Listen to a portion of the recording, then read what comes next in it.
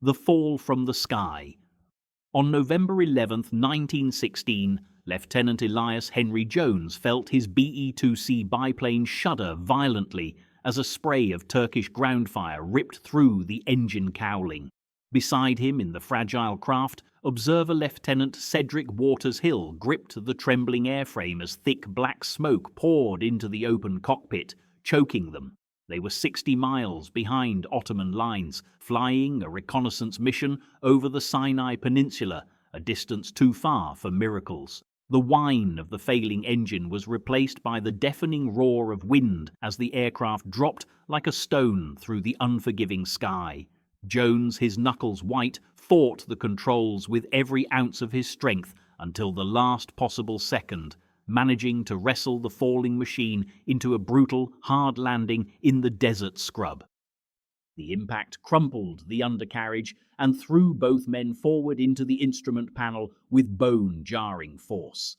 When a patrol of Turkish cavalry arrived 20 minutes later, their rifles leveled with grim intent, Jones and Hill, bruised and dazed, raised their hands in surrender. Their war as pilots of the Royal Flying Corps had lasted a mere 3 months. Their war as prisoners would last nearly 3 years. The cavalry commander, a stern man with a weathered face, systematically stripped them of their watches, compasses, and identification tags before binding their wrists with coarse hemp rope that cut into skin already torn and bleeding from the crash. For 6 long days, they were forced to ride east on commandeered mules, their bodies aching from their injuries and the unfamiliar motion. Their only sustenance was stale, hard bread and sips of water from contaminated wells that left both men doubled over with the debilitating cramps of dysentery. Hill, an Etonian whose pre-war life had been one of immense privilege and comfort, lost 15 pounds in that first harrowing week, his face growing gaunt. Jones, a Welsh solicitor with sharper edges and a more pragmatic nature, watched everything with an analytical gaze. He noted the contemptuous way the guards spat when they spoke about the British. He committed to memory the crucial Turkish words for water, food, and latrine. When Hill, disoriented and miserable, whispered a complaint in English, Jones warned him with a sharp glance to stay silent. Information, he knew, was the only currency they still possessed. After a week-long journey through the brutal, sun-scorched interior of Anatolia, they finally arrived at a dusty railway station. There, guards shoved them into a filthy cattle car, already packed with 50 captured Indian sepoys. The enclosed space reeked of excrement, unwashed bodies, and despair. Men stood shoulder to shoulder for 3 agonizing days as the train crawled northeast towards central Turkey, unable to sit or even shift their weight. At night, the temperature dropped so violently that a thin layer of ice formed on the car's interior metal walls, a stark contrast to the suffocating heat of the day. The air was thick and hot, a suffocating brew of sweat, fear, and human waste. The journey proved too much for 2 of the sepoys, who died before reaching their destination. At a rural station, Turkish guards unceremoniously dragged their bodies from the car and left them beside the tracks like discarded cargo. On November 29th, the train finally jolted to a stop at a town called Yozgad, a remote settlement perched 5,000 feet above sea level in the desolate Anatolian highlands. Jones and Hill stumbled from the cattle car, their legs weak, and gasped as the thin mountain air burned their lungs. Before them stood what the Turks officially called a prisoner of war camp. In reality, it was a collection of dilapidated, abandoned Armenian houses clustered around a muddy, windswept square. The Armenians who had built these homes were gone, victims of the genocide that had swept through the Ottoman territories the previous year. Their silent, tragic absence hung over the camp like a palpable curse. Dark blood still stained some of the door frames, a grim testament to the horrors that had occurred there. Kazim Bey, the camp commandant, watched from the saddle of his horse as the new column of prisoners filed past. He was a career officer with a drooping moustache and cold, impassive eyes that revealed nothing of his thoughts. He spoke to them only once, his voice flat, through a bored interpreter, explaining in no uncertain terms that escape was impossible. Yozgad, he detailed, sat in a natural bowl of mountains, surrounded by hostile Kurdish villages for 200 miles in every direction. Winter temperatures regularly reached 30 below zero. The summer brought scorching heat and roving bandits who were known to kill strangers for sport. Any prisoner who dared to leave the camp perimeter, he assured them, would die a miserable death from exposure, starvation, or a bullet. Kazim Bey smiled faintly when he said this. It was a cold, practiced display of power meant to extinguish hope before it could take root. His guards laughed openly. The house assigned to Jones and Hill was already packed with 32 other officers, a mix of British pilots, Australian infantry officers, and 2 Indian Army captains. The building had been designed to house a single family. Now it served as a squalid human warehouse. Men slept on rough wooden boards laid directly across the floor, packed so tightly that turning over in the night required a coordinated shuffling effort from the entire row. The walls crawled with lice. Within 48 hours of their arrival, every new prisoner was infested.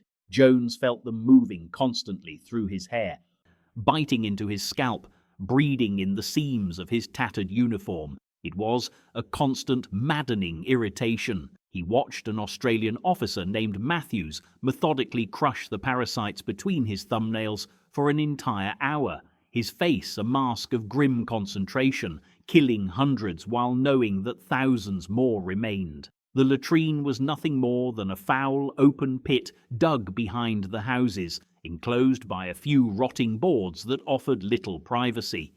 Dysentery swept through the camp in relentless waves. Men squatted over the pit at all hours of the day and night, too weak and sick to care about dignity. Survival was the only imperative. The nauseating smell permeated everything, their clothes, their food, the very air they breathed. Jones grimly learned to breathe shallowly through his mouth. He learned to ignore the thick swarms of flies that covered every available surface. He learned, as they all did, that the human body could endure physical conditions that the mind insisted were impossible. Food arrived twice daily, distributed with callous indifference, a single ladleful of thin, watery soup made from spoiled vegetables, and a chunk of bread so hard it required soaking in the soup before it could be chewed. The meagre ration provided perhaps 800 calories per day. Consequently, the men grew skeletal. Their teeth loosened in their gums from scurvy. Their hair fell out in clumps. Jones watched with a heavy heart as officers who had once commanded entire battalions were reduced to haggling pathetically over bread crusts. The camp became a laboratory in degradation, where human beings discovered precisely how little was required to sustain life, and how much of their humanity could be stripped away before life lost all meaning.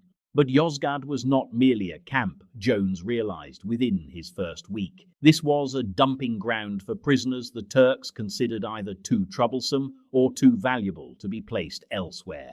The Ottoman Empire, stretched thin by war on multiple fronts, had neither the resources nor the interest in properly housing its captives. Yozgad existed because it was cheap and remote. The guards were haggard conscripts, either too old or too injured for frontline service. Kazim Bey commanded the post simply because no one else wanted the assignment. The entire apparatus operated on a foundation of contempt and neglect, which meant Jones calculated with a flicker of hope. It also operated on assumptions, and assumptions he knew could always be exploited. He began his observations immediately and with purpose. Jones positioned himself near a grimy window during the twice-daily roll call, watching precisely how the guards counted the prisoners. He noted their routines, their rotations, and their vulnerabilities, mapping their lazy patrols and the predictable moments of inattention. He saw that the Turkish sentries hated the biting cold and would often abandon their posts after midnight to huddle by distant fires. He noticed that Kiazim Bey fundamentally believed all British officers were soft, educated fools who would never survive the mountains even if they somehow breached the camp's perimeter. The commandant's contempt was so complete it bordered on strategic carelessness. But what struck Jones most profoundly was something he observed during his second week. A guard, trying to light a cigarette, fumbled and dropped his rifle.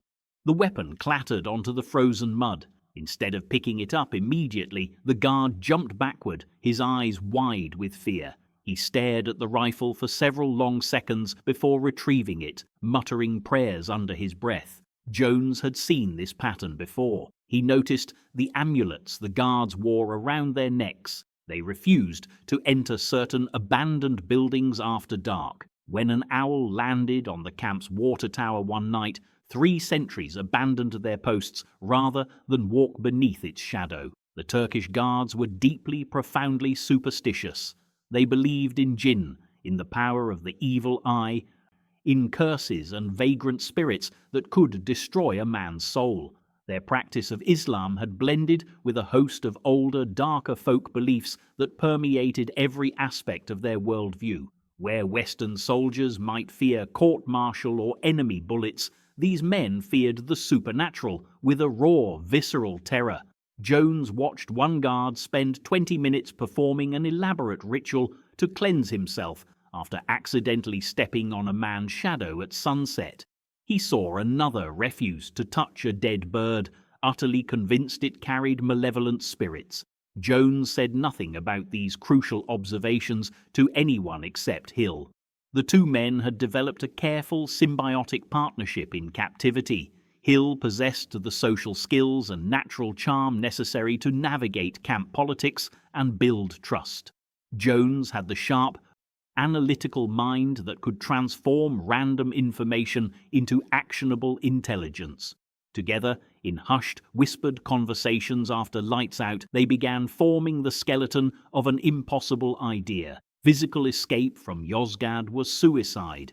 Every rational calculation confirmed this. The mountains, the distance, the hostile population, the unforgiving winter cold, all of it added up to certain death. Tunneling was impossible in the frozen, rocky ground. Disguise was useless in a region where every face was known. Overpowering the guards would only bring swift, brutal reinforcements and collective punishment for all. The camp's isolation was absolute. Yet the prisoners could not simply wait for the war to end. Men were dying. Dysentery, typhus, and pneumonia claimed lives weekly. The Turkish medical officer, a drunkard who appeared twice a month, offered no real treatment. Those who fell sick either recovered through sheer chance or died. Matthews, the Australian who had crushed lice with such dedication, succumbed to typhus in January. His death was a stark reminder that even if bullets did not kill them, the camp itself would, slowly and inexorably.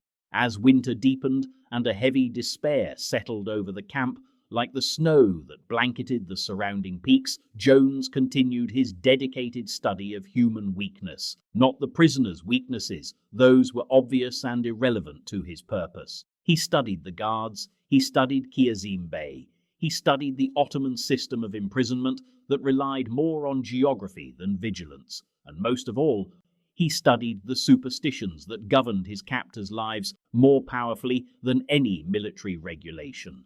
By February 1917, Jones had reached a conclusion that sounded insane when spoken aloud. The only way out of Yozgad was through the guards' minds, not around their bullets.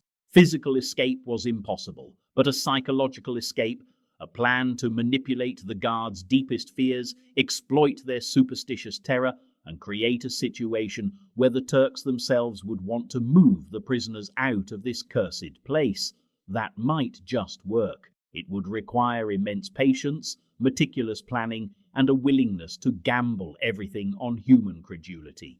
It would require convincing deeply suspicious men that spirits from another world had taken a vested interest in Yozgad's prisoners. Jones shared his emerging plan with Hill on a night when the wind howled through gaps in the drafty walls and the men huddled together for warmth. Hill listened intently without interrupting. When Jones finished, Hill was silent for a long moment, the audacity of the idea hanging in the frigid air between them. Then he asked the only question that mattered. How? Jones's answer was something he had read about in peacetime, a parlour game that respectable Edwardians used to amuse themselves on slow evenings. A board inscribed with letters and numbers, and a planchette that moved beneath the participants' fingertips, supposedly guided by the spirits of the dead. The Turks had never encountered such a thing. They would have no rational defence against it, and if Jones and Hill performed the deception perfectly, if they could make Kazim Bey and his guards believe that powerful supernatural forces were demanding the prisoners' transfer to Constantinople, then perhaps, just perhaps, they could achieve what brute force never could. They would make their captors accomplices in their own escape. All they needed was a Ouija board and nerves of steel. The reality of Yozgad was a slow, grinding erosion of the soul. Food was scarce and foul, thin soup and scraps of hard bread. Disease, particularly dysentery and malaria, was rampant. The guards were not systematically brutal, but unpredictable and ruled by whims.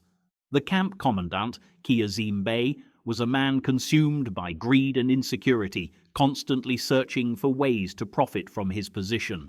For the Allied officers, the true enemy was monotony. Days blurred into weeks, then months, then years.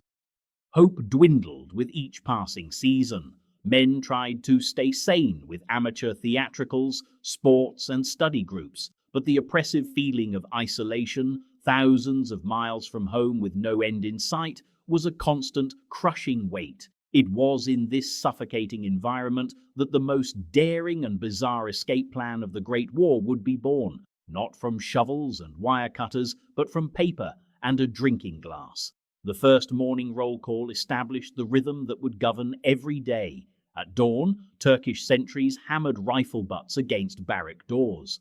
The British officers stumbled into the frozen courtyard, breath clouding in the mountain air. Lieutenant Elias Henry Jones, formerly of the Royal Air Force, stood in formation as a Turkish corporal counted heads with theatrical slowness. Stopping at each prisoner, the man would stare into his face before consulting a ledger with exaggerated care, a process that could stretch for 30 minutes. Jones's feet went numb. When one officer swayed from fever, the corporal restarted the entire count. This performance repeated morning and evening, 7 days a week. The message was unmistakable. Time belonged to the guards now, not to the prisoners. After roll call came work detail. Ignoring the Geneva Convention's protections, the Turks assigned officers to menial labor. Jones found himself hauling stones to repair the very walls that imprisoned him, an irony lost on none of the men. They carried rocks under the supervision of a guard named Moisey, a Kurdish conscript who spoke broken English and carried a cudgel he used freely. The work, repairing walls that needed none, served no real purpose beyond humiliation. The Turks understood that idle officers might plot or remember they were soldiers. Exhausted officers simply tried to survive. The evening meal arrived in wooden buckets. Jones lined up with his tin cup for a ladle of thin broth with unidentifiable vegetable matter floating in it. A chunk of black bread, hard as wood and tasting of mildew, completed the ration. He calculated the calories once in the early weeks, then stopped when the mathematics of starvation grew too depressing. His uniform hung looser each week, his ribs becoming visible, his face hollowing out. Every man in Yozgad underwent the same transformation, from soldier to scarecrow. Guard shifts were deliberately unpredictable, yet Jones began noticing patterns. The morning shift under Moyse was energetic and enforced petty rules. The evening shift, led by a gap-toothed sergeant named Osman, grew lazy as darkness fell. Osman preferred sitting by the guardhouse brazier to patrolling the compound. These observations meant nothing yet, filed away in a mind still adjusting to captivity. By the third week, dysentery tore through the barracks. Jones woke to find the officer beside him, a Canadian pilot named Matthews, burning with fever. Matthews spent the day running to the latrine pit, his body evacuating what little nutrition the rations provided. The camp had no proper hospital, just a single room with 6 cots and a Turkish orderly with neither training nor medicine. Matthews went to this room and never returned. Jones learned of his death 3 days later, mentioned casually during bread distribution. The numbness he felt surprised him less than it should have. In the second month, Jones encountered a prisoner crucial to his survival, Lieutenant Cedric Waters Hill of the Indian Army. Hill was a mystery, a man who seemed to possess invisible resources. He always had slightly more food, occasionally tobacco, once even a hidden pencil and paper. Though Jones never saw him receive packages or bribe guards, Hill operated a shadow economy that defied explanation. Their first real conversation occurred during a work detail when Hill quietly pointed out which guards could be distracted, which ignored small infractions, and which demanded instant obedience. Hill was studying the camp like an engineer, looking for leverage points and weaknesses. Hill introduced Jones to the Amateur Theatrical Society, which staged plays in a commandeered storage room. Jones initially dismissed it as pathetic escapism, but Hill insisted it served a function beyond entertainment. The society required props and costumes, and to obtain these, the officers negotiated with Kiazim Bey. The greedy commandant would sell anything for the right price. The theatricals taught Jones a crucial lesson. The Turks could be manipulated through their avarice and superstition.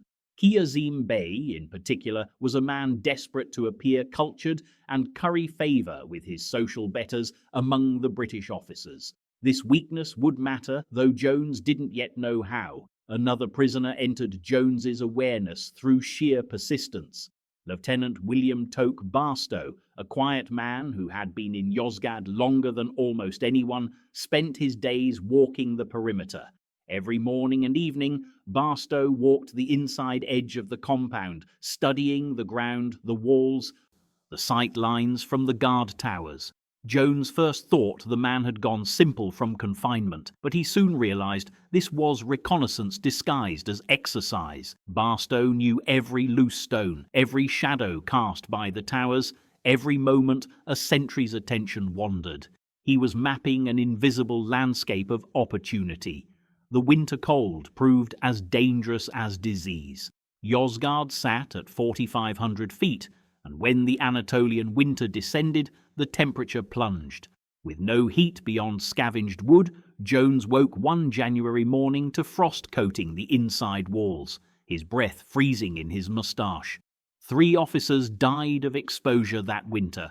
The Turks removed the bodies without comment. At some point during those frozen months, Jones stopped thinking about release.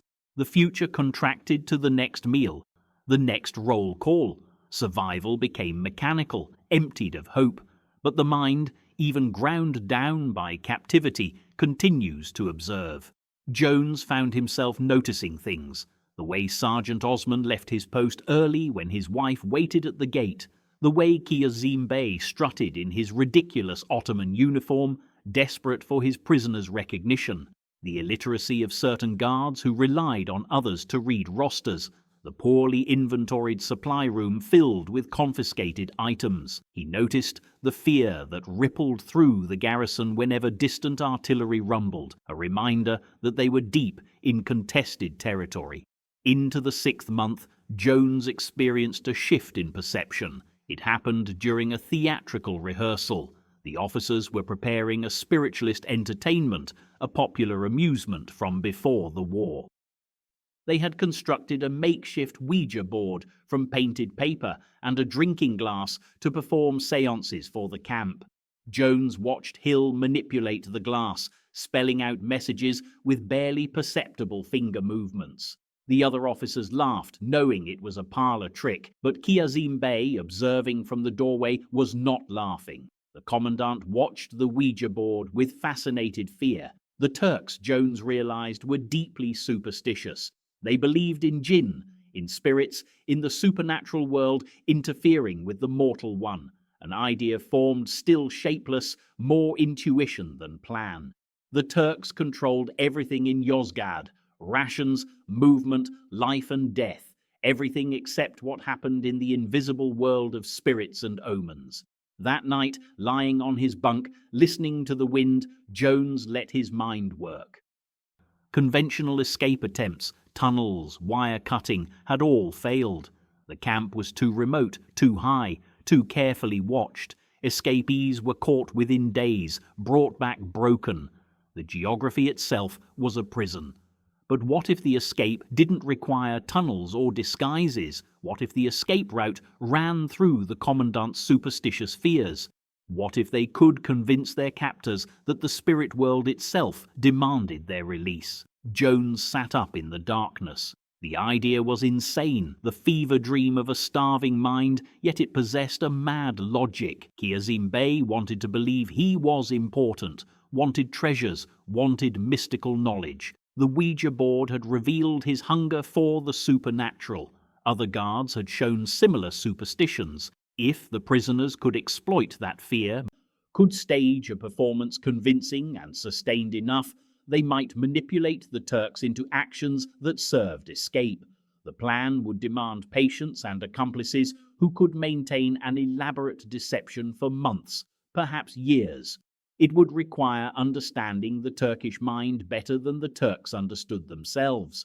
Critically, it required making the captors believe they were in control when they were really puppets dancing to strings pulled by prisoners, consulting spirits through painted paper and a glass. The sheer audacity made Jones smile in the darkness, his first smile since capture. The Turks had taken his freedom, dignity, and hope, but not his imagination. Hill would need to be approached carefully. He was clever enough to see the potential, but practical enough to see the risks.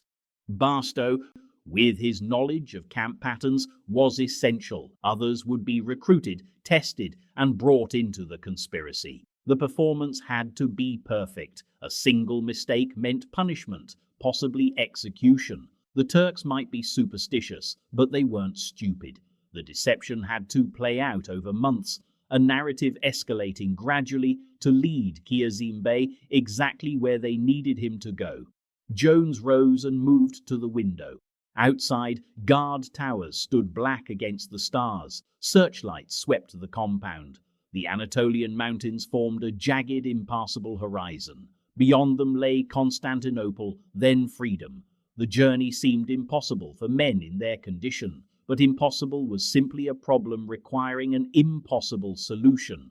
The Turks had laughed at their prisoners, secure in their power. Soon, Jones thought, the spirits would begin speaking. When they did, the laughter would die in Turkish throats, replaced by fear. The game was about to begin. Chapter 3. The Breaking Point. After 2 years of captivity, the psychological toll was immense. Several prisoners had already lost their minds to the endless confinement. For Jones, the breaking point wasn't a single event, but a dawning realization. A direct assault on the camp's security was impossible, but an assault on the sanity of its command might just work. He watched Kiazim Bey and his staff, noting their deep-seated belief in spirits, omens, and the supernatural. An idea, audacious and seemingly insane, began to form. He confided in his friend Cedric Hill, a steady and practical man who initially dismissed the plan as lunacy, but Jones was persuasive. He argued that if they couldn't break out of prison, they could get prison to kick them out.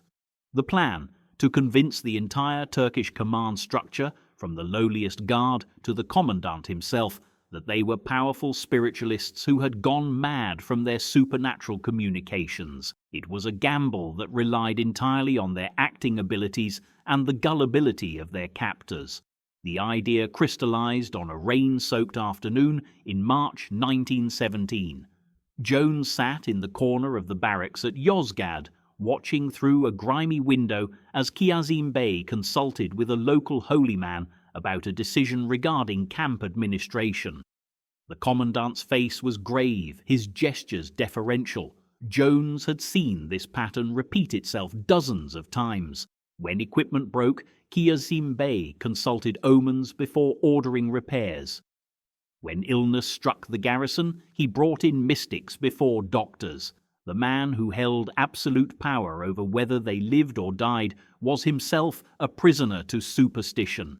In that moment, something shifted inside Jones. Not hope, but cold calculation, the kind of assessment he'd made countless times as an intelligence officer before his capture at Kut al-Amara. For the first time in 2 years, he wasn't thinking about enduring another day. He was thinking about winning. His transformation was immediate. Jones began watching the guards not with the defeated wariness of a captive, but with the focused intensity of a hunter studying prey. He listened as they swapped stories of jinn haunting the Anatolian highlands. He observed how even the harshest disciplinarian refused to enter certain buildings after dark, claiming they were cursed by the souls of dead Russians from an earlier conflict. The camp became something different in his mind. Not a prison, but a stage. Not guards, but an audience primed for manipulation. The wire and watchtowers remained impenetrable, but Jones no longer saw them as the only barriers to freedom. The real obstacle was the Turkish command's willingness to keep them here, and that willingness, he realized, could be undermined. Hill, however, proved harder to convince than the Turks might be. When Jones first outlined the scheme in whispered conversations during their morning exercise, Hill stared at him as if he'd genuinely lost his mind. Fake communications with the spirit world? Hill was a practical man, a solicitor before the war, trained in evidence and rationality. The plan sounded like the fever dream of someone already broken, but Jones pressed forward with methodical logic. He laid out their intelligence, the Turks' documented belief in supernatural phenomena, and the commandant's own reliance on omens. He explained their objective, not to escape over the wire, but to make themselves so dangerous in a supernatural sense that the Turks would desperately want them gone.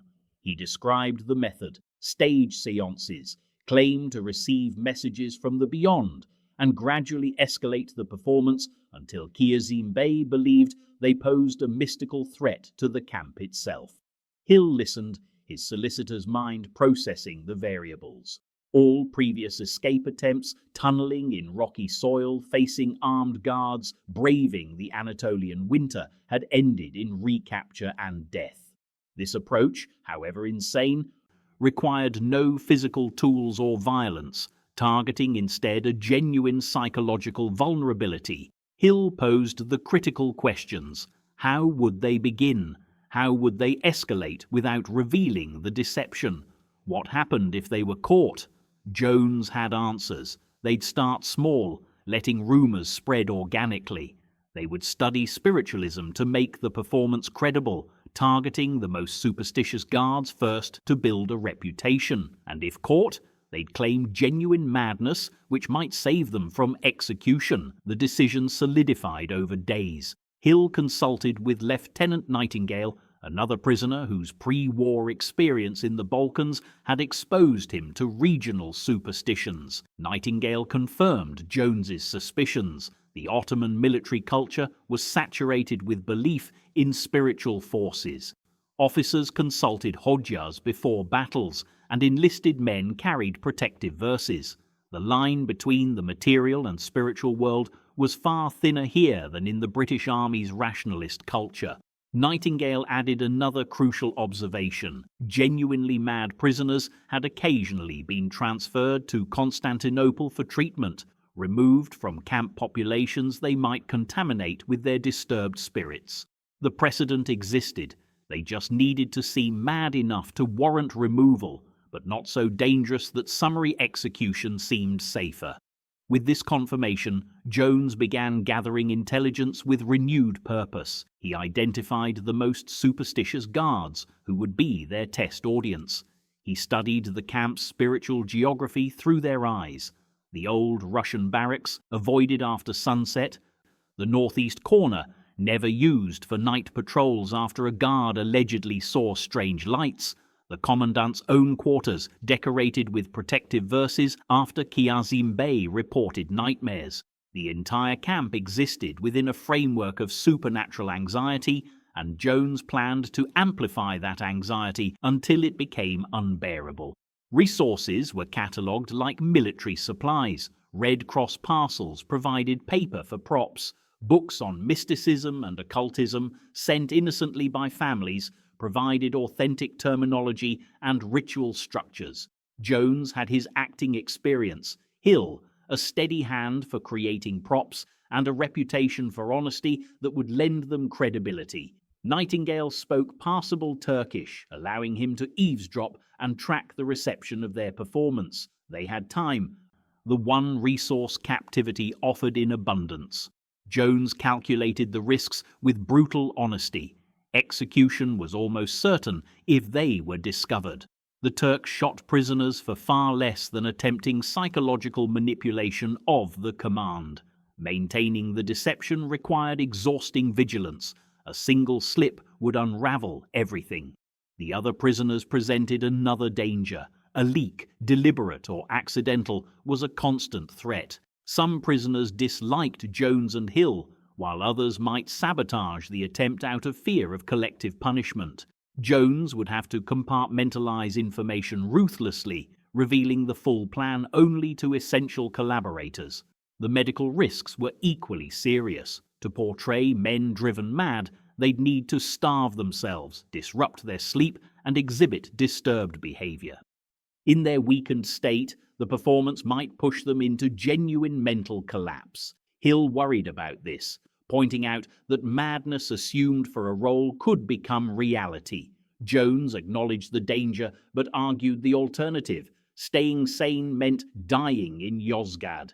Better to risk their minds for freedom than preserve their sanity for a captivity that would break them anyway. The timeline became clear. Spring 1917 would be for building reputation, with carefully staged seances generating talk among guards. Summer would see an escalation with more dramatic manifestations. By autumn, they'd approach Kiazim Bey directly, offering their abilities to him. Once embedded, they would exhibit signs of possession, making themselves appear too dangerous to keep. Winter would bring the crisis. Convinced they posed a mystical threat, the Turks would transfer them to Constantinople, which, unlike remote Yozgad, offered real escape opportunities. During a night when rain hammered the barracks roof, Jones shared the full plan with Hill. When he finished, silence stretched for long minutes. Then Hill asked the question that mattered. What were their actual chances? Jones answered honestly. Maybe 10% for the whole plan working perfectly. Maybe 25% for getting transferred to Constantinople under any conditions. But there was 100% certainty that staying here meant death, whether from disease, brutality, or the slow grinding away of the soul.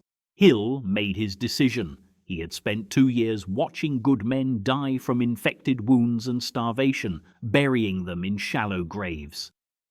The rational part of his mind still screamed that the plan was insane, but that same part had also concluded that conventional escape was impossible and passive endurance was merely slower suicide. If they were going to die, dying while attempting something was better than dying while doing nothing. Nightingale came aboard with less hesitation. Captured during the Gallipoli campaign, he was worn down to essentials. He cared that the plan was action, resistance.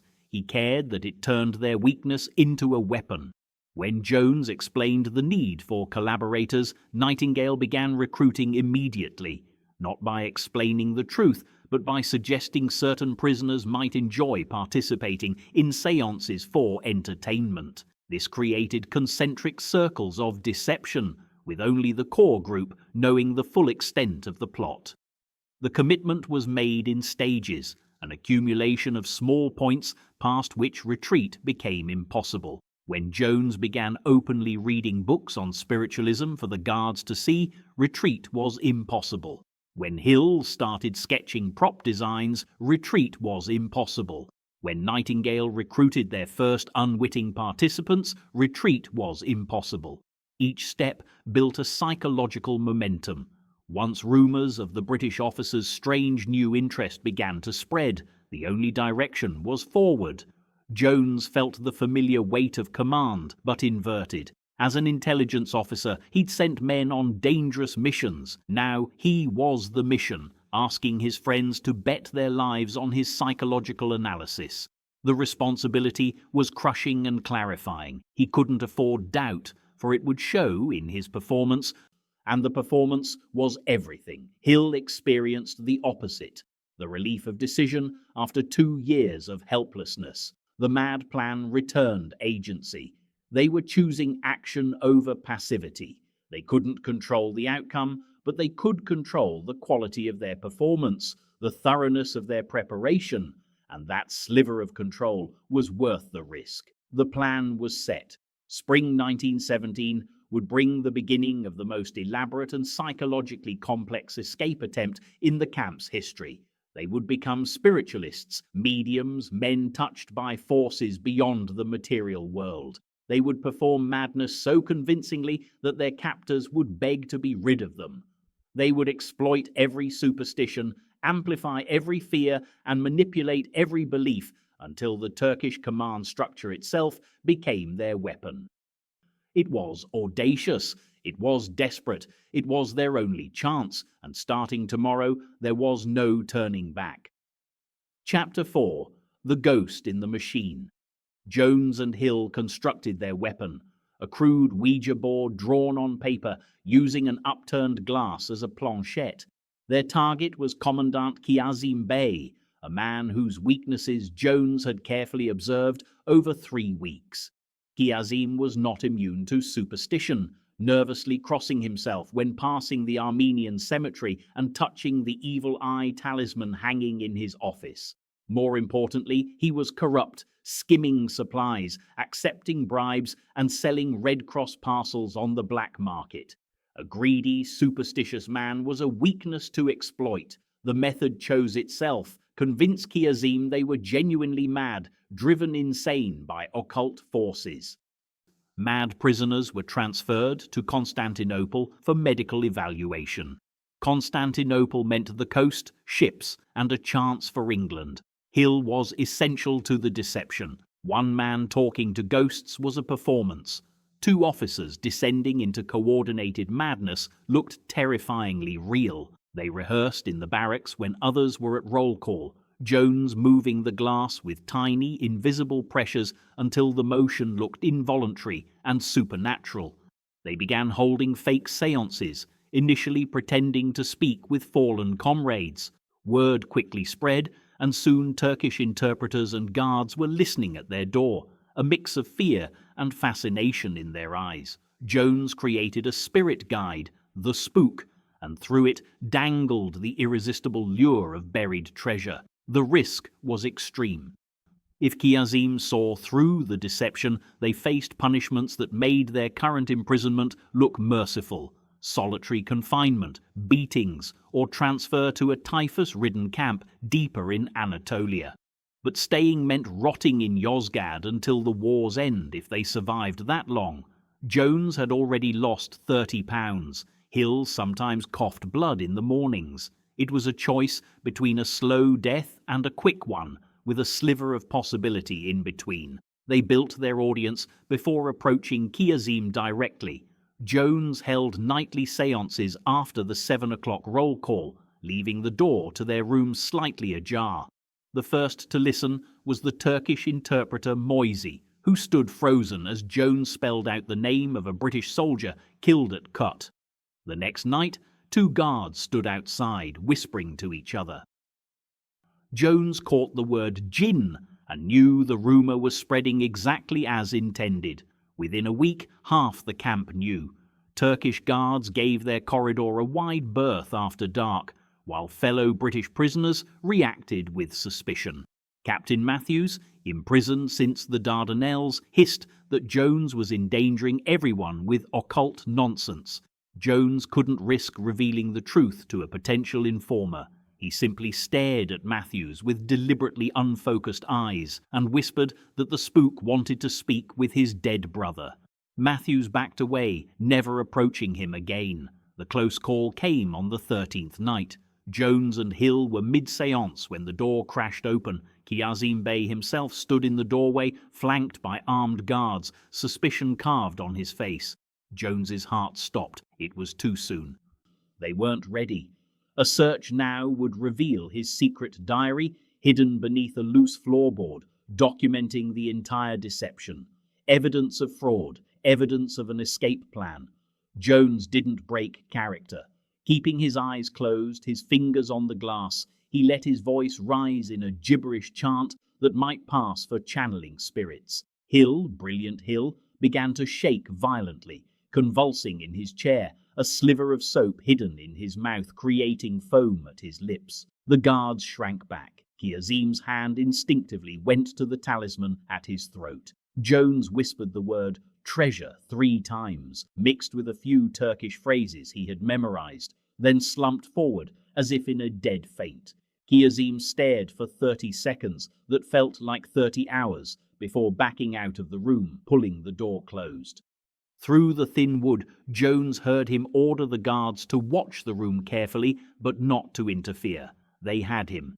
Over the next week, Jones escalated the treasure revelation. The spook communicated in fragments, spelling out messages while guards and interpreters crowded the corridor. A Turkish officer, the spirit claimed, had buried gold coins in 1828 during the Russo-Turkish War.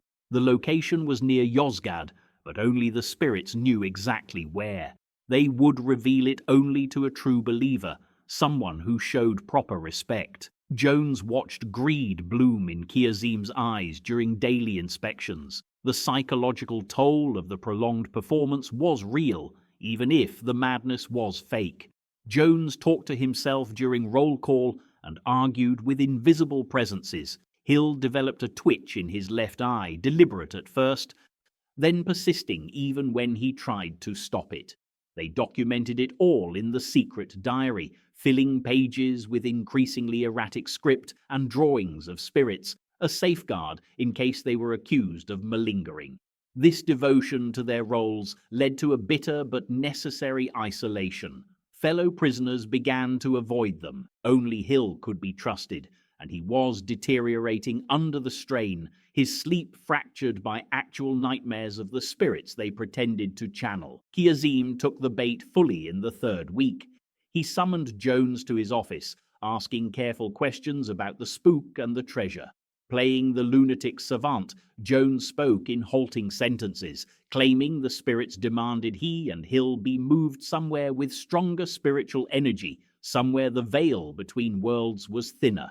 Constantinople, he suggested, had ancient power. He saw the commandant's greed wrestle with his superstition. Finally, Kiazim asked for a private séance in his office that very evening. This was the commitment point. That afternoon, Jones rehearsed the exact treasure details, a location he'd invented based on a century-old map he'd glimpsed in Kiazim's office. At 8 o'clock, guards escorted them to the locked and curtained office, which smelled of tobacco and fear. Jones set the Ouija board on Kiazim's desk and instructed the commandant to place one finger on the glass. The performance of their lives began. Jones's voice dropped to a whisper. The glass moved, guided by his invisible pressure, spelling out in Turkish, "Gold waits for the believer." Kiazim's breathing hitched. As Jones channeled the spook, describing the burial site with plausible details of Ottoman history, Hill's feigned trembling built into a terrifying convulsion. His chair scraped backward, his eyes rolled up, and foam frothed at his lips. He spoke in a guttural growl, mangled Turkish words about death and treasure and spirits hungry for recognition. Kiazim jerked his hand from the glass and stumbled back towards the door. Maintaining his trance state, Jones whispered that the spirits were angry, that Hill was being punished, that only proper treatment in Constantinople could save them from complete possession. Kiazim ordered them removed. Back in their room, silence was their only safety. Jones's hands shook for real now, adrenaline draining away, fear flooding in. Either Kiazim believed them, or they had just signed their own death warrants. 3 days of agonizing silence followed. They continued the madness routine, pushing themselves deeper into the performance because stopping now would prove it was all fake. Jones lost track of where the act ended and the genuine strain began. On the 4th day, Kiazim summoned them again. Jones's stomach turned to ice, but the commandant's face was unreadable. Then Kiazim smiled. He had arranged for their medical evaluation in Constantinople. They would leave within the week. He expected them, he said, to remember his kindness when the treasure's location was revealed. They had done it. The plan had worked, but the performance couldn't stop. Any break in character now would expose everything. They spent the final week maintaining their madness. Matthews actually offered sympathy, suggesting Constantinople's doctors might help. Jones could only nod vaguely and mutter about the spirits demanding travel. The night before departure, Jones burned most of his diary in the small stove, keeping only the most recent entries documenting their symptoms. He and Hill sat in silence, gaunt from stress as the incriminating ash fell. Sleep was impossible.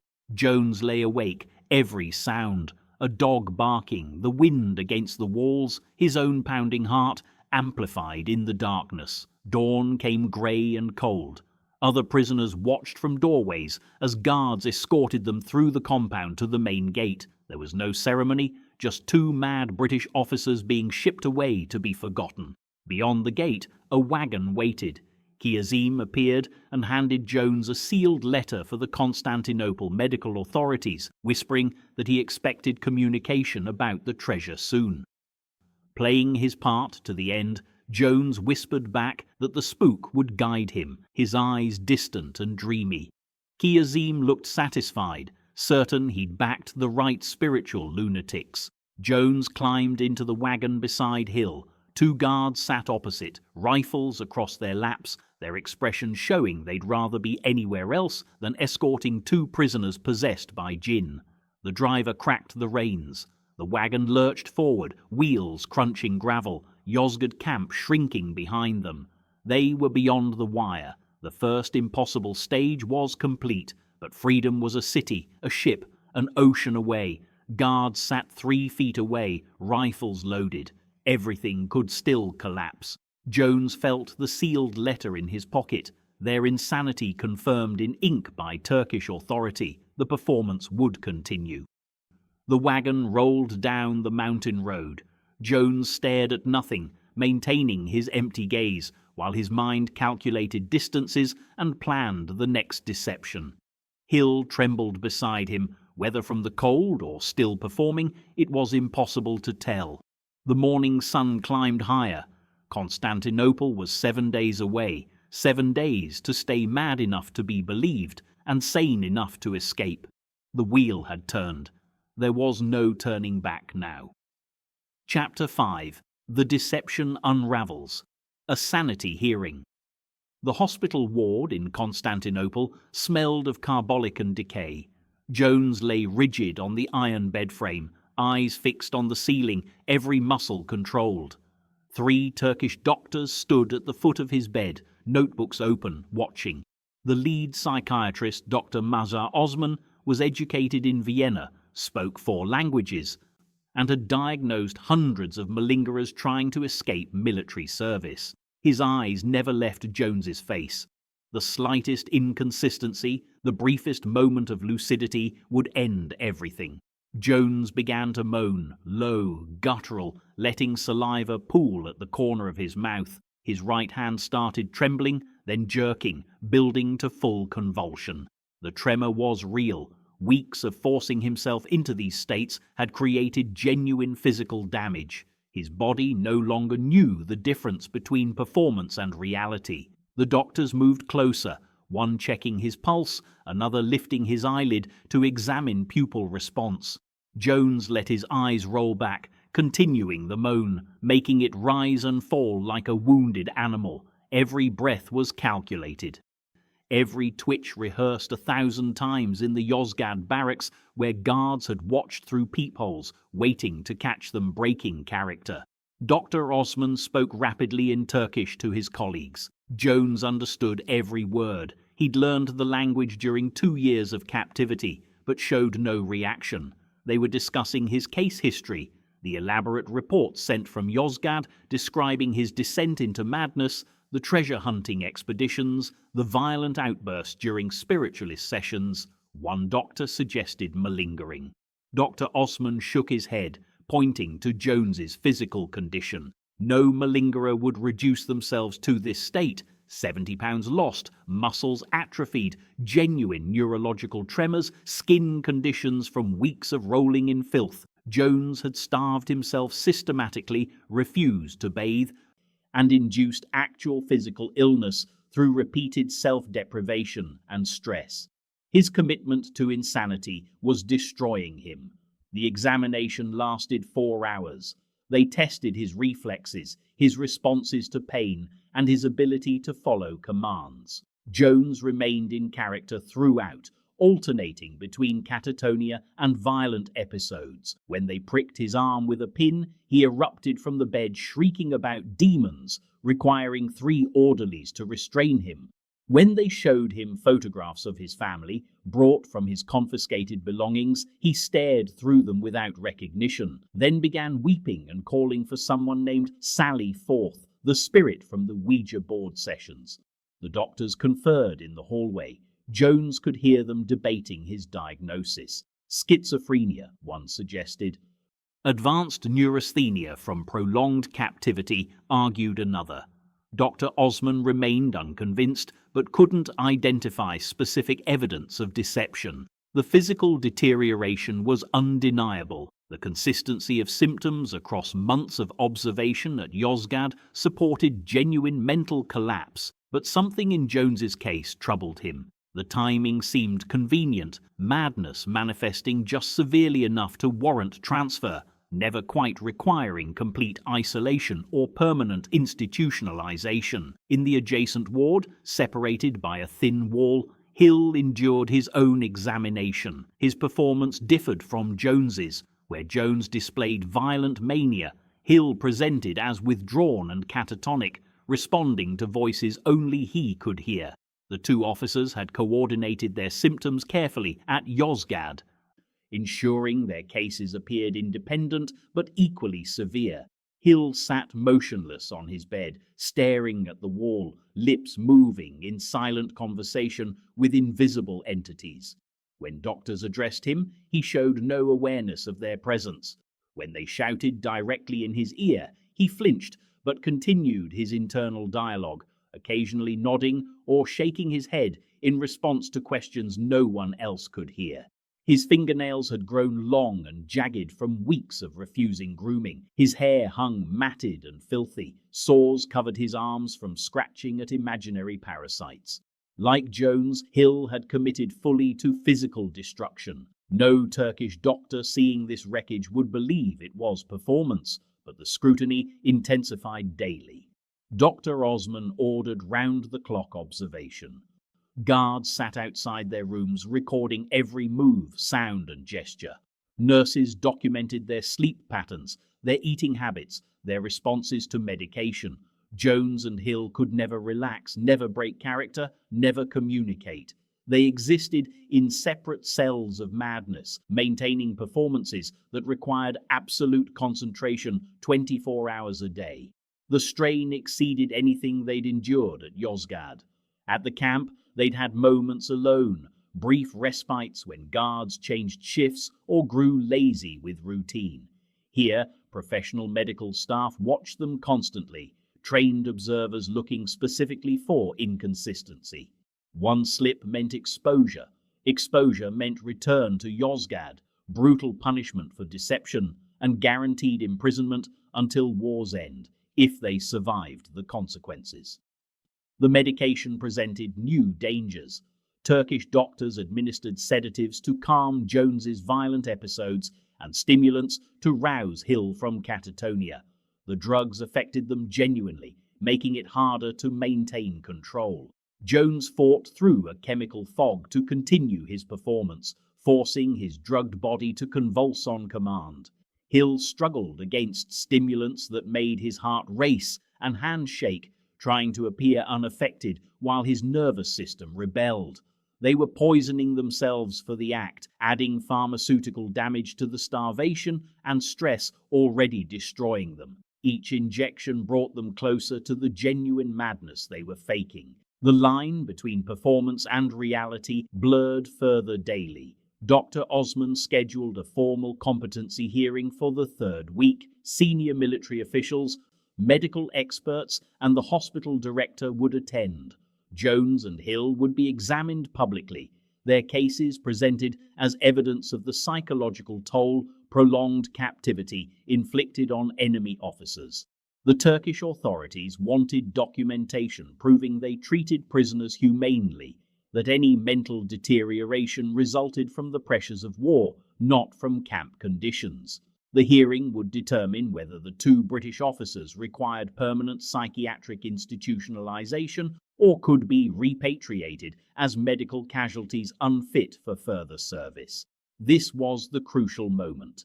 If the panel declared them genuinely insane, they would be sent to Switzerland with other mentally incapacitated prisoners, exchanged under international protocols governing unfit combatants. Freedom. If the panel suspected malingering, they would return to Yozgad to face courts-martial for deception and attempted escape through fraud. Jones prepared for the hearing with desperate focus. He increased his performances, becoming more violent, more unpredictable, more damaged. Guards found him one morning having torn strips from his mattress and woven them into elaborate patterns across the floor. Geometric designs, he claimed, were messages from the spirit world. He refused food for 3 straight days, requiring forced feeding that left him weaker and more convincing. He developed a stammer, words fragmenting mid-sentence as he lost track of thoughts. The stammer wasn't entirely performance. His mind struggled under the prolonged strain, actual cognitive function beginning to degrade from stress and malnutrition. Hill descended deeper into catatonia, spending entire days motionless, unresponsive even to painful stimuli. Nurses documented his complete withdrawal from reality, his apparent inability to recognize his own name or acknowledge external stimuli.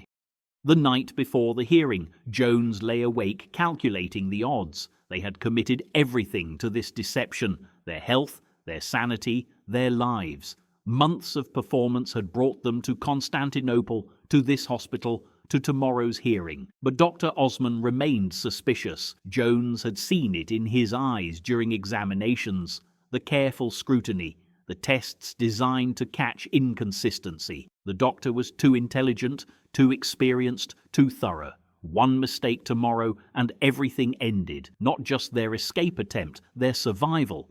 The Turkish military could execute them for espionage, for conducting psychological warfare through deliberate deception, for making fools of the camp commandant and the treasure-hunting expeditions.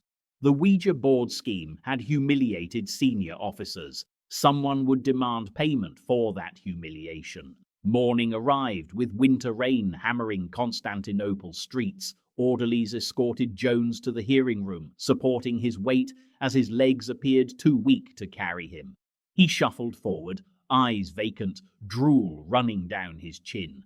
The hearing room held 12 men at a long table, doctors, military officials, the hospital director, and representatives from the Ministry of War.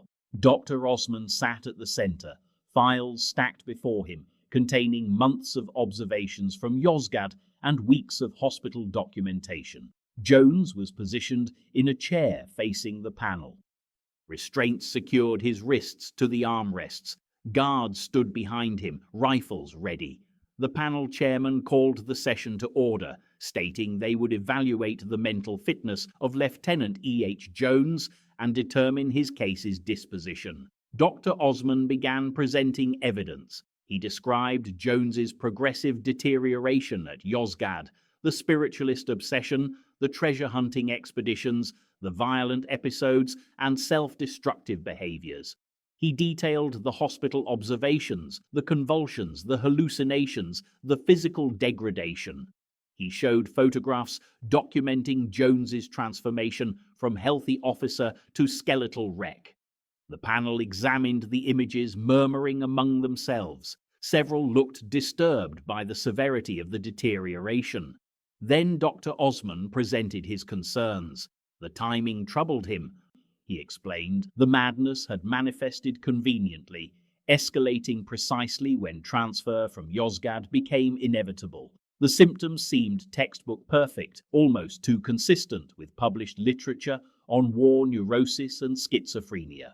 Jones's performances, Dr. Osman used that word deliberately, showed remarkable commitment, but certain patterns suggested conscious control rather than a genuine psychotic break. He recommended extended observation before determining competency, perhaps 6 additional months under rigorous medical scrutiny. Jones's heart hammered against his ribs. 6 more months of this performance would kill him.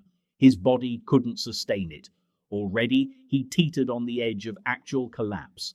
Dr. Osman was calling his bluff, demanding he prove madness beyond any possible doubt. Jones erupted from the chair, restraints snapping as he lunged toward the panel. The leather straps hadn't been secured properly. He'd worked them loose during Dr. Osman's presentation, waiting for the perfect moment. Guards grabbed him, but he twisted free, shrieking incomprehensibly, overturning the evidence table, scattering files and photographs across the floor. It wasn't entirely calculated. Rage and desperation fueled the outburst. Genuine fury at Dr. Osman's suspicions, terror at 6 more months of torture, disguised as observation. He crashed into the wall, smashing his head against it hard enough to open his scalp. Blood ran down his face as guards wrestled him down, 4 men struggling to control his thrashing. He was screaming about Sally Forth, about buried gold, about spirits demanding sacrifice, the words fragmenting into gibberish as consciousness began slipping away from blood loss and exhaustion. The panel members sat frozen, some shocked, others frightened by the violence. Dr. Osman stood watching, face expressionless, evaluating even this outburst for signs of deception. Orderlies carried Jones back to his cell unconscious. They stitched his head wound, administered heavy sedation, and locked him in restraints that wouldn't slip free. Hill underwent his hearing that afternoon, presenting as completely catatonic, requiring physical support from guards to remain upright in his chair. He didn't respond to questions or acknowledge the panel's existence, staring through everything as though watching scenes in another dimension. When they showed him photographs of Jones's violent episode, he smiled faintly and nodded as if the spirits had told him this would happen. The panel deliberated for 3 hours. Military officials argued for malingering charges. The evidence seemed too convenient, too perfectly timed. But the medical staff countered with documentation of genuine physical damage, the neurological deterioration, the weight loss, the self-inflicted injuries sustained over months. No one could maintain such commitment to deception, they argued. The human body couldn't sustain that level of controlled self-destruction. Something had genuinely broken in both men, whether from captivity strain or from a predisposition to mental illness activated by stress. Dr. Osman cast the deciding vote. Despite his suspicions, he admitted he couldn't prove malingering. The physical evidence supported a genuine psychiatric breakdown. The consistency of symptoms over extended periods exceeded what conscious performance could achieve. If these men were faking, they were doing so at a level that itself indicated a mental disorder. A sane person wouldn't destroy themselves so thoroughly for a deception. Therefore, regardless of whether the symptoms were genuine or performed, both officers required repatriation as unfit for further service. The panel agreed. Within 48 hours, Jones and Hill received transfer orders to Switzerland through the International Red Cross Medical Exchange Program. They would travel under armed guard, still technically prisoners, still under observation for signs of recovery that might indicate fraud. But they would leave Turkish custody, leave the hospital, leave Constantinople. The Ouija board deception had worked. The insanity performance had succeeded. They had escaped through madness, trading their sanity for freedom. paying the price in blood and broken health. As orderlies prepared Jones for transport, he lay motionless in his bed, maintaining the catatonic state even in this moment of victory, because guards still watched, doctors still evaluated, and one slip before crossing into neutral territory would end everything. Chapter 6: The Road to Endor. In a Constantinople hospital, Jones and Hill faced a panel of Turkish doctors. Jones feigned a complete mental breakdown, babbling about spirits until the doctors were unnerved. Hill played the part of a man haunted by silent visions, catatonic, then violently agitated. Their meticulous long-term performances paid off. The Turkish Medical Board certified them as mentally unsound, unfit for imprisonment. They were being expelled through the front door. In October 1918, Lieutenants Jones and Hill were placed on a ship for a formal exchange of sick and wounded prisoners bound for Alexandria, Egypt. They hadn't tunneled through dirt, they had tunneled through the minds of their captors. The ship steamed through the Dardanelles. Jones stood at the rail, gripping the metal until his knuckles whitened. He could not move. 3 years of performance had trained every muscle to maintain the character. Even now, with Turkish waters falling behind, the act remained. As an orderly passed, Jones's jaw slackened and his eyes drifted unfocused. The man noted it on his clipboard and moved on. Only when the man disappeared below deck did Jones allow himself one deep breath. Not freedom yet. Not while Ottoman eyes could still see him. Hill sat on a bench near the stern, wrapped in a blanket despite the sun. His hands shook. They had, for 18 months, part of his performance. Now he couldn't stop them. A genuine tremor lay beneath the feigned one. The boundary between act and reality had blurred. He watched Constantinople's minaret shrink against the skyline, the city where they'd convinced doctors their minds were shattered, where Jones screamed about spirits and Hill stared at walls for hours, their performances so consistent, so documented, they were certified unfit for imprisonment. The ship still flew Ottoman flags. Turkish medical staff monitored them. Guards stood at intervals. One clear moment of lucidity and everything would unravel. 3 years of meticulous insanity wasted, a return to Yozgad camp, possible execution for deceiving military authorities. The final barrier wasn't a fence or a river, but maintaining madness while sanity screamed to break through. Jones began his morning routine, a daily performance since Constantinople. He walked to the bow, stopped, and touched the rail 3 times. He stepped back, touched it again, his lips moving in whispered counting. The pattern never varied. A Turkish nurse on the upper deck watched, making notes, obsessive-compulsive behavior consistent with documented psychosis. Jones's throat burned with the urge to stop, to stand straight and breathe free air as a sane man. Instead, he touched the rail again. The pattern could not break. Hill remained on his bench, his role requiring less movement, catatonic episodes interspersed with predictable violence. Every third day, between 2 and 4 in the afternoon, he erupted, screaming at invisible tormentors and clawing at his arms until orderlies restrained him. Today was the 3rd day. The clock in his head counted down. His hands shook harder. The performance had to continue. The ship passed a British submarine on the surface, its crew waving. The exchange prisoners, wounded men, sick men, truly broken men, crowded the rails. Jones burned to wave back, to shout that he was sane, that the plan had worked. His hand rose slightly, then dropped. The Turkish orderly was watching.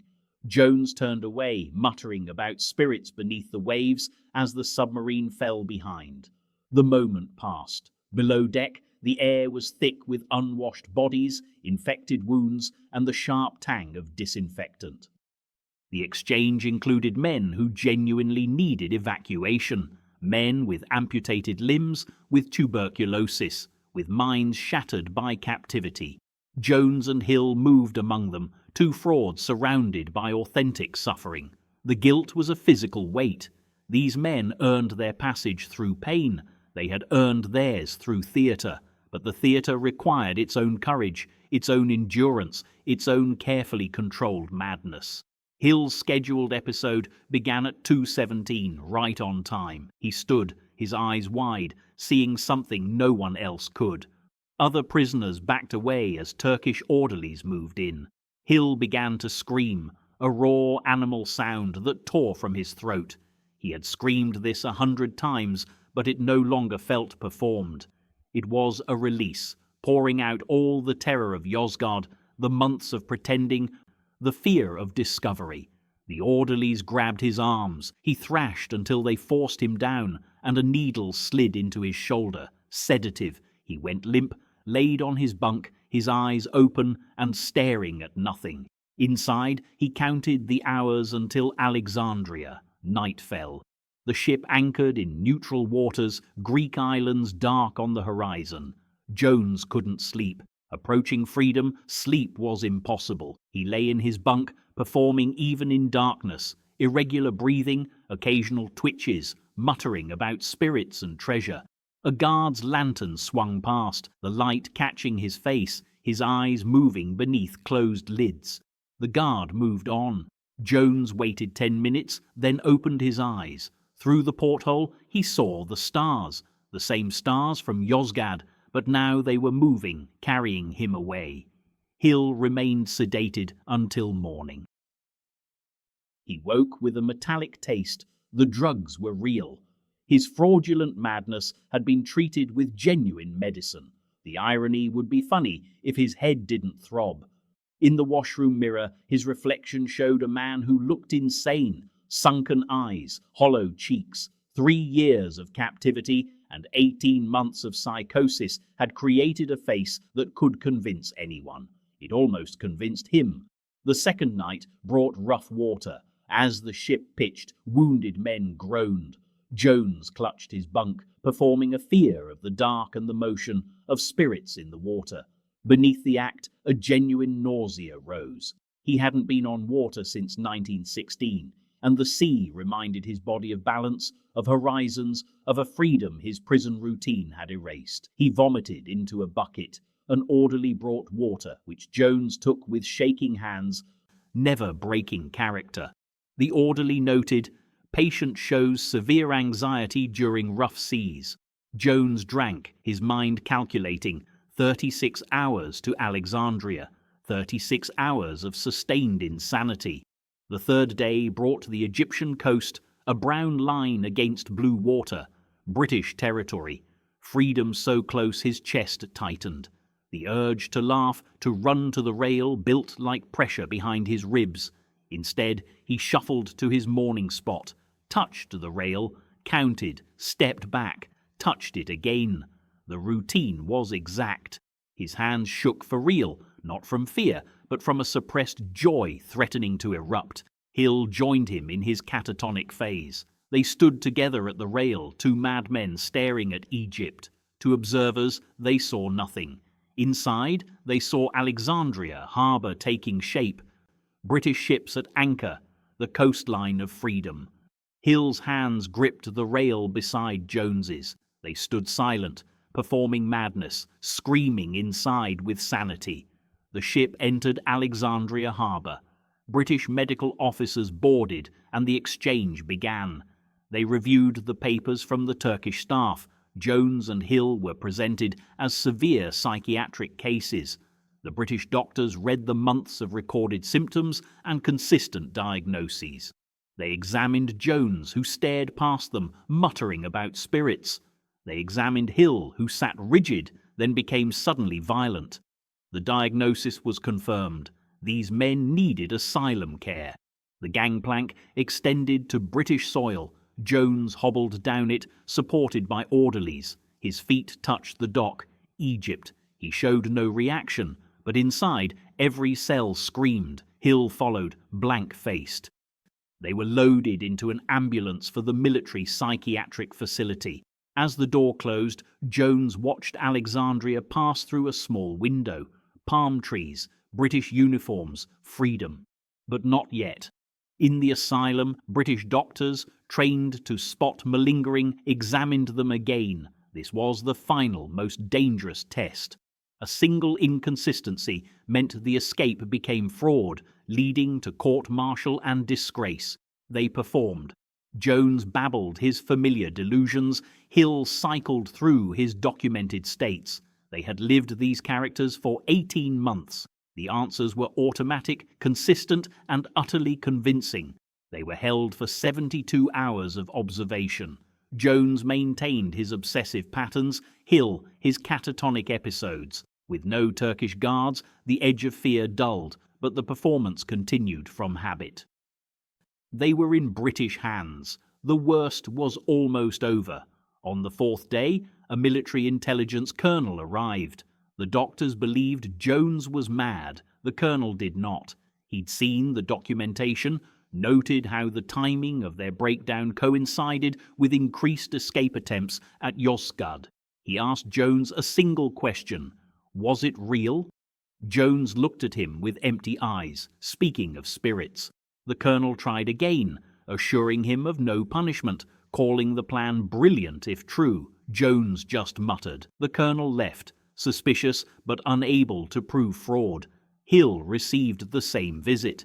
In response to the question, he sat silent, then erupted in his scheduled violence. When Hill was restrained, the colonel leaned close and whispered, "I know what you did," and it was magnificent. Hill showed no flicker of recognition. The colonel straightened and walked away. At the door, he turned back. "For the record," he said with a slight smile, "you're both certifiably insane, and that's what my report will say." The colonel's report changed everything. Instead of asylum commitment, they were classified for medical repatriation to Britain as psychiatric casualties. They would be released to family care and given pensions. They would be officially mad in military records, but they would be free. 2 weeks later, on a hospital ship to Portsmouth, they maintained their performances out of habit. The madness had become a comfortable shield, an identity that felt safer to keep than to drop. Portsmouth Harbour appeared on a grey November morning. England, home. In a military hospital, British psychiatrists reviewed their case and made a final determination. Severe psychological trauma consistent with prolonged captivity. Prognosis uncertain. Recommend discharge from service with medical pension. The discharge papers were signed on November 18, 1918, 1 week after the armistice. They were released from the hospital in civilian clothes, 2 men officially broken by war, discharged, free. Outside the hospital gates, for the first time in 3 years, there were no guards, no walls, no performance. Jones looked at Hill. Hill looked at Jones. They shook hands, firm, brief, and walked in opposite directions. Jones caught a train home, watching the English countryside pass. His hands were calm. A woman asked if he was all right. He smiled. "Yes," he said, "I'm perfectly sane." Her confusion was plain, but how could he explain? That he'd escaped prison by convincing everyone he was mad, that the only way to hold on to his mind was to feign losing it. His family met him at the station, embracing him carefully, afraid of breaking the fragile man they'd been told to expect. "I know," Jones interrupted when his mother began. "I'm better now." He would try to explain someday, but for now he just walked with them, a sane man in a world that believed him broken. Hill's homecoming was quieter. He took a room in London and sat in silence for 3 days. The performance was over, but the tremor in his hands remained. The startle at sudden sounds, the nightmares of Yozgat. He had escaped through madness and brought pieces of it home with him. The story of their escape remained classified for years, a secret they carried in silence. 2 men who tunneled through mines instead of walls, who escaped through theatre instead of violence, who proved that sometimes madness is the sanest response to captivity. Free, yes, but the scars would define everything that followed. Chapter 7. The Last Laugh. Upon arriving in Alexandria, Jones and Hill dropped their act, astonishing the British doctors who received them. Their story was so unbelievable, They were initially suspected of being German spies in stolen British uniforms. Only when their identities were confirmed did the full scope of their psychological masterstroke come to light. They were hailed as heroes, not for combat bravery, but for their astonishing intellectual audacity. Jones later published a detailed account in his 1919 bestseller, The Road to Endor, a classic in the literature of captivity and escape. The story of the Yozgad Ouija board stands as one of the most unique and brilliantly executed escapes in military history, a testament that the most powerful weapon an unarmed prisoner possesses is his mind, and that sometimes the surest path to freedom is convincing your enemy you have completely lost yours. The debriefing of Jones and Hill in September 1918 filled 73 pages, detailing not the escape, but the intelligence gathered during their 18 months of feigned madness. Jones had memorized Ottoman prison camp layouts, the names and temperaments of 47 guards, railway schedules from Constantinople to Aleppo, and ammunition depot locations observed during their transfers. Hill provided sketches of Turkish military installations from memory, including defensive positions around Afyon Kara Hisar that proved valuable in the final Allied push through Anatolia. The debriefing summary remarked that their commitment to deception created unprecedented access to enemy infrastructure. By feigning insanity, they were moved freely through facilities off limits to sane prisoners, while guards spoke openly, assuming the madmen understood nothing. Neither Jones nor Hill received a military decoration for the escape. Their achievement defied the traditional categories of valor. They had fired no weapons, captured no positions, and saved no comrades under fire. Instead, they had performed an extended psychological operation that embarrassed Turkish authorities and exposed Ottoman security failures. The War Office considered their debriefing too sensitive for public discussion. Critically, their methods, feigning mental illness to manipulate medical evacuation protocols, could not be celebrated without risking reprisals against the 320 British officers still held at Yozgad. Their safety demanded silence. Jones returned to England in October 1918, weeks before the armistice, to a country exhausted by war. Stories of captivity competed poorly against narratives of battlefield heroism. The Western Front dominated public consciousness. Gallipoli, where Jones was captured in 1915, had faded from the headlines. Most Britons could not locate Yozgad on a map. When Jones's mother asked about his time as a prisoner, he told her it had been dull. She never asked again. The truth seemed too strange for family conversation. What drove Jones to write The Road to Endor was not a desire for recognition, but anger at injustice.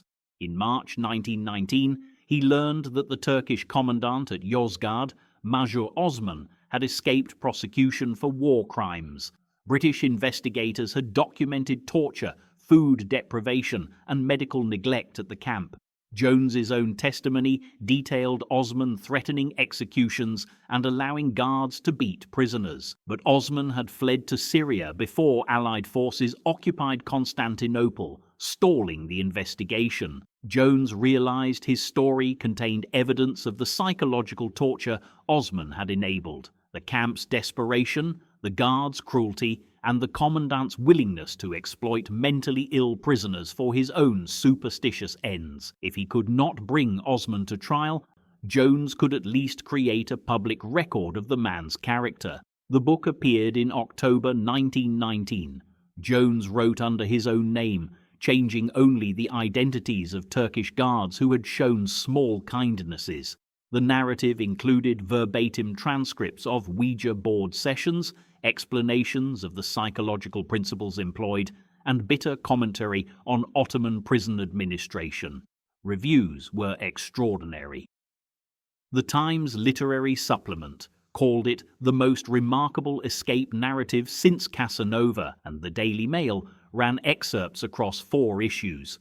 Within 6 months, The Road to Endor had sold 40,000 copies in Britain and been translated into French and German, with a successful American publication following in 1920. Then the story began its slow disappearance.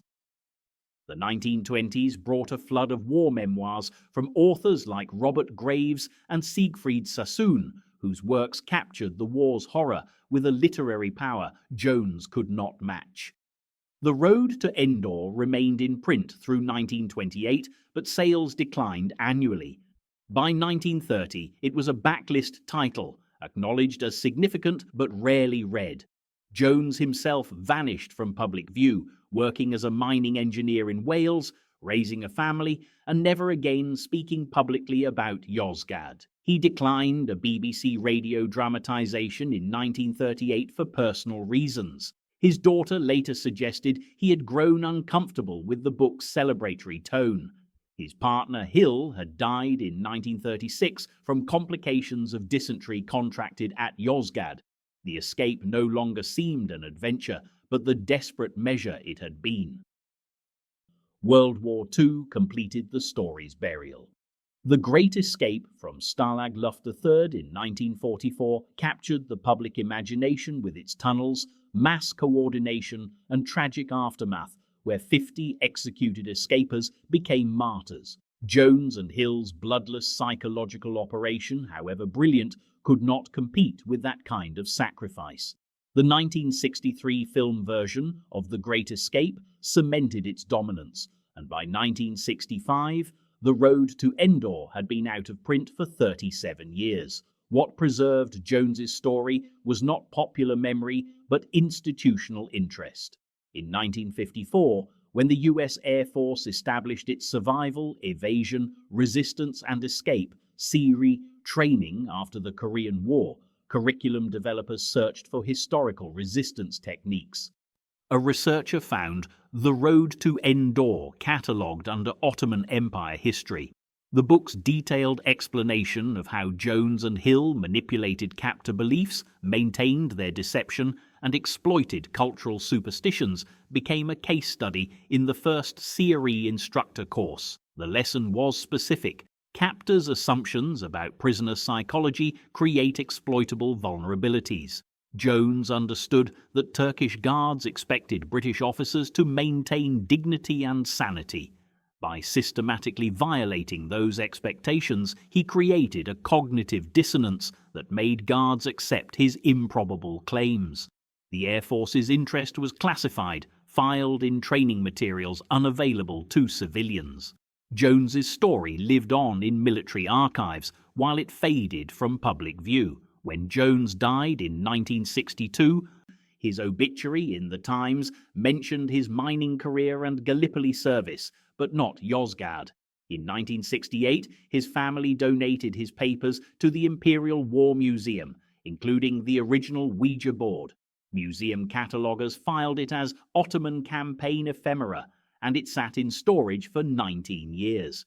The story's rediscovery began in 1987 with a doctoral student, Margaret Macmillan.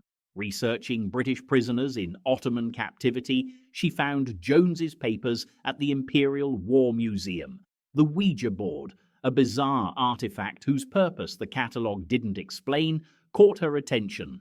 Reading Jones's private letters and comparing them to his book, Macmillan realized The Road to Endor had undersold the escape's complexity. Jones's correspondence revealed psychological techniques deliberately omitted from the published version, which they feared was too sensitive. They had studied medical texts on hysteria and researched Turkish superstitions through conversations with guards. The escape was not spontaneous, but a carefully researched 6-month operation. Macmillan's 1988 article in the Journal of Military History brought the story back to academic attention, arguing it was an early example of psychological operations tradecraft. SERE instructors, who had taught the case for 3 decades, finally had scholarly validation. In 1990, the Naval CAR School added the out-of-print book to its recommended reading list. Students photocopied chapters and passed them around. Instructors lectured on Jones's technique as a resistance strategy. noting parallels to how returned POWs from Vietnam had used variations, exaggerating confusion or feigning visions to disrupt interrogations. The book returned to print in 1994, published by the Naval Institute Press with a new introduction by Macmillan. The edition sold modestly but steadily to military historians and SEER graduates. In 2003, the Imperial War Museum mounted an exhibition on psychological warfare featuring Jones's Ouija board. The exhibit label explained how the board had manipulated captors, making it perhaps the only spiritual device in history to have actually freed someone from prison, albeit through deception. Today, Jones's escape occupies a specific place in military resistance training. At the Army SEER School at Fort Bragg, instructors reference the Yozgad case to explain how to exploit captors' cultural assumptions. The lesson is not simply to feign insanity, a tactic modern captors anticipate, but that understanding a captor's worldview reveals vulnerabilities. Jones succeeded because he thoroughly researched Turkish culture and understood that Ottoman society in 1917 took supernatural phenomena seriously. The broader principle remains: resistance begins with understanding the enemy's mind. The story's relevance extends beyond SEER. A 2008 classified CIA study on captive intelligence gathering cited Jones and Hill's operation as a prime example of sustained clandestine collection. The study noted the prisoners gathered intelligence their captors never suspected they possessed because guards assumed madmen could not conduct systematic observation. This confirmed that military and intelligence professionals still analyze the Yozgad escape for operational lessons a century later. Jones's daughter, in a 2010 oral history interview, remembered her father as a quiet man, uncomfortable with being called clever. He told her the trick succeeded not because he and Hill were brilliant, but because the Turkish guards were exhausted, underpaid, and desperate for any hope their side might win a war everyone knew was lost. The board's supernatural promises, Turkish victories, personal advancement, appealed to men with nothing else to believe in. Her father's genius, she said, was recognizing their desperation and giving them a lie they wanted to hear. He never seemed proud of it. He seemed sad. The Ouija board remains in the Imperial War Museum's First World War galleries. Visitors often photograph it, puzzled why a parlor game is in a military museum. The connection requires the full story. The 18 months of performance, the research, deception, and the psychological warfare waged with nothing but words. But Jones told it fully in 1919, preserving what matters: that two prisoners, armed only with an understanding of human nature, convinced their captors to set them free. No tunnel, no weapons, no violence, just patience, research, and the willingness to seem mad to stay sane. SEER instructors today conclude the Yozgad case study with the same observation. The most powerful tools a prisoner possesses are psychological: knowledge of the enemy, patience, and the courage to risk everything on an idea. Jones and Hill had those tools. They used them perfectly and walked free, while 320 prisoners watched from Yozgad's windows, knowing that somewhere in the madness was a genius their captors never suspected existed.